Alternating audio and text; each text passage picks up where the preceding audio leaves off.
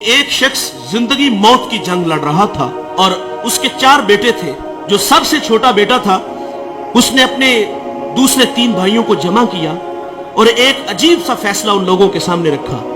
کہا دیکھو والد بیماری سے جنگ لڑ رہے ہیں اور انہیں خدمت کی ضرورت ہے. کہا فیصلہ یہ ہے کہ اگر باپ کی خدمت میں کروں تو وراثت سے مجھے حصہ نہیں ملے گا، اور اگر باپ کی خدمت تم کرو تو تمہیں وراثت سے حصہ نہیں ملے گا. تینوں نے نظریں ملائی. کہا باپ تمہارا، اور اس کی آرزو بھی یہی تھی کہ میں باپ کی خدمت کروں. میرے آقا فرماتے اس نے اتنی خدمت کی جب والد دنیا سے جانے لگا. وہ ہمارے پنجابی میں کہتے ہیں نا کہ جا پتر تینو ستے ہی خیران ہے. جب دنیا سے اس کا والد گیا تو اس پہ راضی گیا. زندگی کی بہاریں لیل و نہار کروٹیں بدلتے رہے. الاختصار، ایک شب وہ سویا اور خواب میں کوئی اللہ کا بندہ ملا. اس نے کہا کہ فلاں شجر کے نیچے 100 درہم پڑا ہے، جاؤ اٹھاؤ اور لے آؤ. وہ کہتا ہے کہ آیا کہ اس میں برکت ہے؟ کیونکہ کثرت اور ہے برکت اور ہے. کہا اس میں برکت نہیں ہے. صبح اٹھ کے وہ خواب اپنی بیوی کو سنایا تو بیوی نے کہا گھر کے حالات آپ کے سامنے ہیں، ہمارے گھر میں فاقے ہیں، تو جائیں اور جا کے اٹھا لیں. کہا نہیں جاؤں گا. وہ فرماتے میں دوسرے دن پھر سویا تو مجھے وہی بزرگ ملے. کہا بیٹے وہاں 10 درہم پڑے ہیں. کہا برکت ہے؟ کہا برکت نہیں ہے. تیسرے دن پھر ملے. کہا وہاں 1 درہم پڑا ہے. کہا برکت ہے؟ کہا ہاں اس میں برکت ہے. گئے اور وہاں 1 درہم پڑا تھا، اٹھایا اور بازار چلے گئے. اور وہاں ایک شخص آواز دے رہا تھا 1 درہم میں 2 مچھلیاں. کہتے میں نے درہم دیا اور مچھلیاں لے کے گھر آ گئے اور ان کے پیٹ چاک کیے اور دونوں سے ایک قیمتی موتی نکلا. وہ موتی لے کے بازار گیا، سنار کو دکھایا تو اس نے کہا پورے بازار میں اس کی قیمت کوئی نہیں دے سکتا. بھلا زمانہ تھا، آج تو دھا لگا لیتے ہیں نا. کہا پورے بازار میں اس کی کوئی قیمت نہیں دے سکتا. یہ بات سے وقت تک پہنچی. اس نے جواہری بلائے اور کہا اس موتی کی قیمت لگاؤ. سنو دوستو، اس موتی کی قیمت 1000 درہم، 10,000 درہم، 1,00,000 درہم نہیں.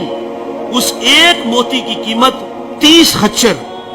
ان پہ جتنا سونا لاد لیا جائے اس ایک موتی کی قیمت طے پاتی ہے. وہ گھر لے گیا. بادشاہ نے پھر طلب کیا تیرے پاس کوئی اور اس طرح کا موتی ہے؟ کہا ہاں ہے. کہا بیچتے ہو؟ کہا ہاں بیچتا ہوں. قیمت کیا لوگے؟ کہا اب ڈبل لوں گا. پہلے ریٹ تمہاری مرضی کا تھا، اب میری مرضی کا. کہا ڈبل لوں گا. اس نے پھر 60 خچر ان پہ سونا لاد کے اس کو دے دیا. اس شہر کا بادشاہ کے بعد سب سے امیر آدمی وہ بنا. کون؟ جس نے بوڑھے باپ کی خدمت کی. جس نے باپ کی خدمت کی وہ اس شہر کا امیر شخص بنا. اور دوستو دولت ہی سب کچھ نہیں، ماں باپ بہت بڑی دولت ہے. جب وراثت تقسیم ہوتی ہے نا تو بھائی کوئی کہتا ہے وہ کارنر والا پلاٹ میرا، فلاں فیکٹری تیری. جائیداد تقسیم ہوئی تو جو ہے وہ ایک دوسرے کو کہا تیری وہ اور میری وہ. اور جب بوڑھے ماں باپ کی باری آتی ہے تو اس وقت تماشا دیکھنے والا ہوتا ہے. وہاں ہر بیٹے کی آرزو یہ ہوتی ہے کہ یار یہ باپ دوسرے بھائی کے کھاتے میں چلا جائے نا تو میں تھوڑا سا آسودہ ہو جاؤں گا.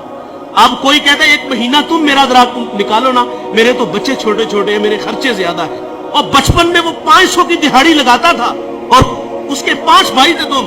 اس نے ایسا تو نہیں کیا کہ تمہیں دارالامان میں چھوڑ آیا ہو. ایسا تو نہیں ہوا کہ کسی کے آگے تمہیں بیچ آیا ہو. وہ 8 سے 18 گھنٹے کام کرتا رہا ہمارے لیے.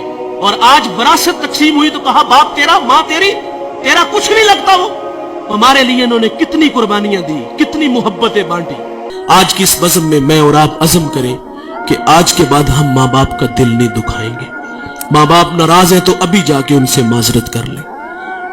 یقین جانے ایک لمحہ لگتا ہے. میں پچھلے دنوں ٹوبہ ٹیک سنگھ ایک جگہ خطاب کرنے گیا تو وہ بچہ مجھے دلائل دینے لگا کہ والدین کی زیادتی ہے. بڑی عجیب سی باتیں کرنے لگا. لیکن میں نے اس کے دل کے دروازے پہ دستک دی. اللہ کا شکر ہے کہ وہاں جھٹکا لگا. اور وہ مجھے کہتا وہ نہیں مانے گے. میں نے کہا جاؤ تو صحیح یار. وہ کہتا میں کل جاؤں گا. محض زندگی وفا کرے نہ کرے جاؤ یار. وہ 10 منٹ بعد واپس آیا. وہ کہتا یار یہ تو کائنات ہی عجیب سی ہے. میں بس جا کے ہاتھ باندھ کے کھڑا ہوا ہوں اور مجھے میرے باپ نے مجھے سینے سے لگا لیا. یہ بڑے کمال کے لوگ ہیں، ایک بار ملیں گے دوبارہ نہیں ملیں گے۔ اللہ تعالیٰ سے دعا ہے کہ اللہ ہمیں ان کی قدر کرنے کی توفیق عطا فرمائے۔